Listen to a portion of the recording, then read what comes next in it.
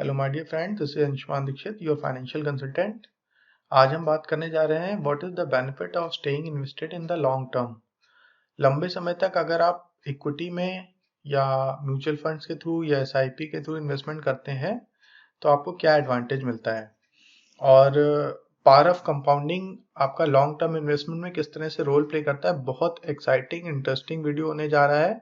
अगर आप इस वीडियो को पूरा देखेंगे और उसको इम्प्लीमेंट करेंगे अपनी प्रैक्टिकल लाइफ में तो आप ट्रेमेंडस अमाउंट ऑफ वेल्थ क्रिएट कर सकते हैं, इट्स गारंटेड। तो इस वीडियो को अच्छे से देखिए और उसको अपने इन्वेस्टमेंट में इम्प्लीमेंट करने की कोशिश करिए।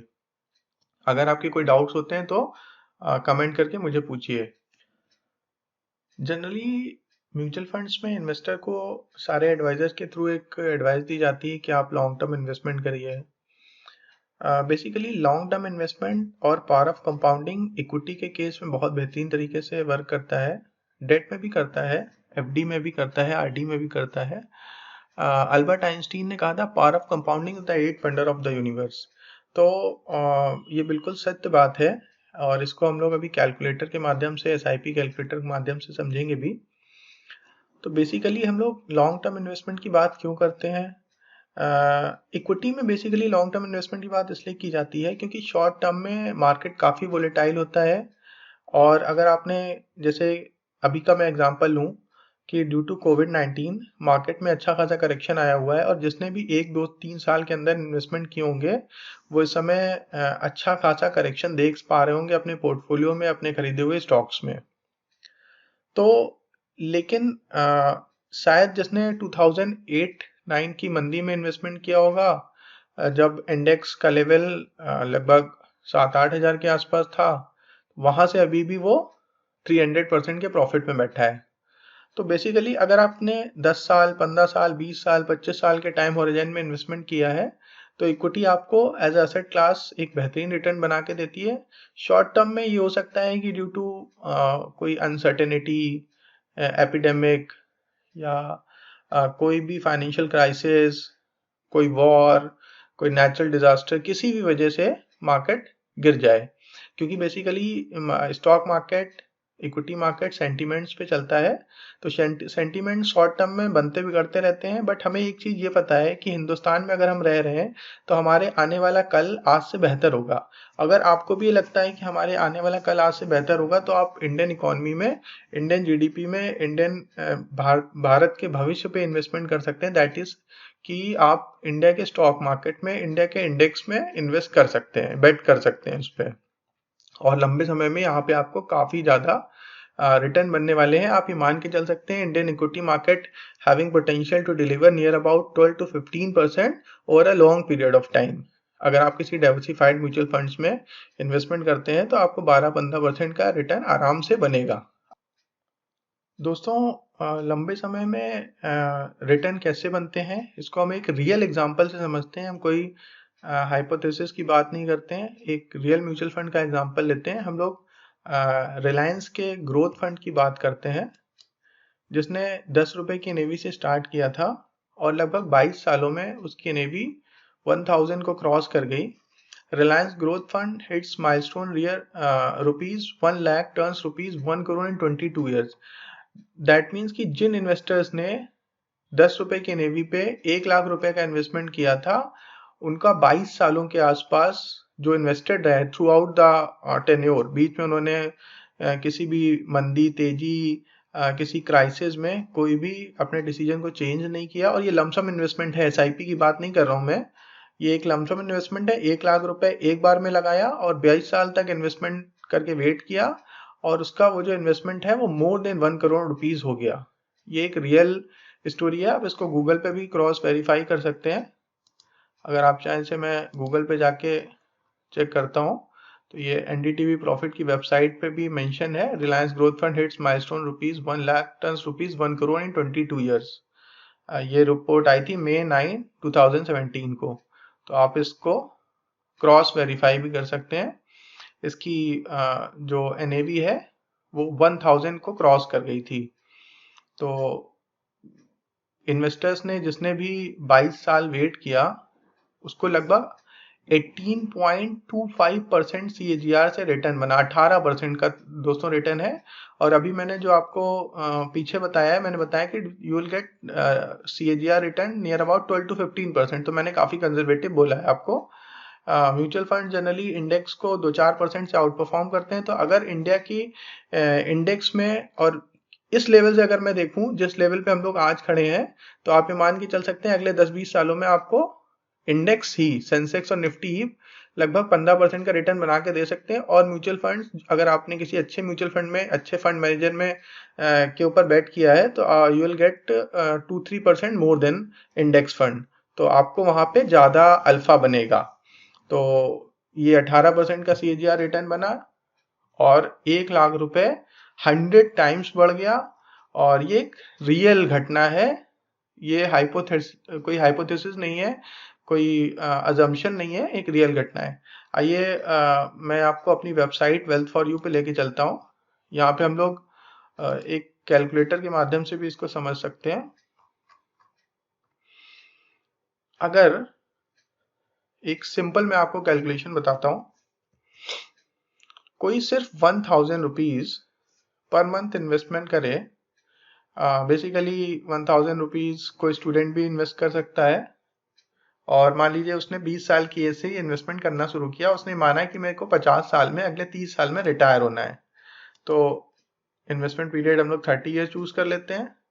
और जैसा कि अभी मैंने आपको दिखाया कि स्टॉक मार्केट में हमें 18% तक के रिटर्न, रियल रिटर्न मिल सकते हैं। इंडेक्स ने भी पीछे समय में, अगर हम उसमें डिविडेंड एडजस्ट कर दें, तो आराम से 18% के रिटर्न्स दिए हुए हैं। तो सबसे पहले हम लोग ये काउंट करते हैं कि अगर हम किसी फिक्स डिपॉजिट में इन्वेस्ट करते हैं 1000 रुपीज, और हमें डेट म्यूचुअल फंड में 8% का रिटर्न बनता है, तो कितना पैसा इकट्ठा कर पाएंगे। तो देखिए 8% एनुअल रिटर्न के हिसाब से अगर हम 1000 रुपीज पर मंथ यानी साल का 12,000 और 3,60,000 30 सालों में टोटल इन्वेस्ट करते हैं, तो हमारी मेच्योरिटी वैल्यू बन जाएगी लगभग 15 लाख के आसपास। 15 देखिए दोस्तों, ये लिख के आ रहा है 15 लाख 30 सालों में। अगर इस पे 12% का रिटर्न मिलता है, यानी अगर हम किसी कंजर्वेटिव हाइब्रिड फंड में इन्वेस्ट करते हैं जिसमें डेट और इक्विटी का मिक्स होता है और उसमें ज्यादा रिस्क नहीं होता, बहुत कम रिस्क होता है, और 12% का रिटर्न आता है, तो आपके ये 3,60,000 जो आप 30 सालों में इन्वेस्ट करेंगे, 1,000 रुपए महीने करके, साल का 12,000 रुपए, वो बन जाएगा आपका दोस्तों लगभग 35 लाख रुपए। तो ये एक अच्छी खासी रकम है। और अगर यही 15% से ग्रो होता है, तो ये आपका रिटर्न बन जाएगा 30 सालों में 70 लाख रुपए। और दोस्तों अगर आपका जो रिटर्न है, वो जो मैंने अभी आपको रिलायंस ग्रोथ फंड का रिटर्न दिखाया 18.4%, तो हम लोग अभी 4 नहीं लेते, सिर्फ 18% से कैलकुलेट करते हैं, तो ये बन जाएगा आपका 1,43,00,000। ट्रेमेंडस अमाउंट, एक्स्ट्राऑर्डिनरी वेल्थ क्रिएशन। तो जैसे कहावत है, बूंद बूंद से सागर भरता है, तो आपने देखा सिर्फ 1000 रुपीज पर मंथ की SIP अगर कोई 20 साल की एज से स्टार्ट करता है और अगले 30 साल तक चलाता है, सिर्फ 1000 रुपीज। इसमें हम ये नहीं मान रहे हैं कि उसने जैसे जैसे उनकी इनकम बढ़ी तो उसने भी इन्वेस्टमेंट बढ़ाना शुरू किया। जैसे जनरली जैसे जैसे हमारी इनकम बढ़ती है तो हम लोग इन्वेस्टमेंट बढ़ाते भी चले जाते हैं, बट यहाँ पे हम लोग ने सिर्फ ये लिया है कि 1000 रुपीज ही इन्वेस्ट कर रहा है, तो ये 1,43,00,000 रुपए हो रहा है। तो इससे ह्यूज अमाउंट। आगे चल के हम इसमें मान सकते हैं कि इन्फ्लेशन भी एडजस्ट होगा, बट इन्फ्लेशन एडजस्ट करने के बाद भी 1,43,00,000 नियर अबाउट 1.5 करोड़ एक बहुत बड़ी रकम होती है। और आप समय के साथ साथ 1,000 को 10% सालाना से अपनी SIP को इंक्रीमेंट भी कर सकते हैं, स्टेप अप भी कर सकते हैं। तो आपने यहाँ देखा हो कि power of compounding is the 8th wonder of the universe. ये अल्बर्ट आइंस्टीन ने कहा था, तो बिल्कुल गलत नहीं कहा था कि 1,000 रुपए मैंने भी इन्वेस्ट करके आप करोड़पति बन सकते हैं। दैट मीन्स कि करोड़पति बनना बहुत आसान है। जरूरत क्या है? सिर्फ डिसिप्लिन की। यानी कि एक वर्कर, एक लेबर क्लास, एक रिक्शे वाला, एक मजदूर भी करोड़पति बन सकता है 25-30 सालों तक, अगर वो डिसिप्लिन के साथ इन्वेस्ट करता रहे तो। बट हमारे देश में फाइनेंशियल लिटरेसी कम होने की वजह से, फाइनेंशियल इंक्लूजन कम होने की वजह से ये चीज हो नहीं सकती है, और ये हो नहीं पा रही है। इसीलिए हम लोग फाइनेंशियली अभी भी काफी बैकवर्ड है। फाइनेंशियल इंक्लूजन हमारे यहाँ बहुत कम हुआ है, और मैं इस चैनल के माध्यम से गांव-गांव तक फाइनेंशियल इंक्लूजन को पहुंचाने का मैंने बीड़ा उठाया है। तो आप जितना ज़्यादा लोगों तक इस वीडियो को पहुंचाएंगे उतना ही ज़्यादा लोग अवेयर होंगे और उतने ही ज़्यादा वो अपने रिटायरमेंट के लिए अपने डिफरेंट डिफरेंट गोल्स के लिए एक डिजायर अमाउंट का कॉर्पस क्रिएट कर पाएंगे। और अगर आप किसी छोटे बच्चे को बचपन में इन्वेस्टमेंट की पार्ट पढ़ा देते हैं और या फिर जब तक वो 18-20 साल का नहीं हो जाता उसके माता पिता उसके लिए इन्वेस्ट करते हैं और उसके बाद वो करता है, तो आप ये समझिए कि जब जैसे ही बच्चा 30 साल का होगा तो वो करोड़पति बन चुका होगा। अगर उसने उनके माता पिता ने 1000-2000 रुपए महीने ही अपने बच्चे के लिए इन्वेस्ट किए हैं, 18-20 साल तक वो इन्वेस्ट करेंगे और जैसे ही बच्चा सेल्फ डिपेंडेंट होगा अगले 10 साल वो इन्वेस्ट करेगा और वो 30 साल पे भी रिटायर हो सकता है, यानी कि उसके बाद वो फाइनेंशियली फ्री है।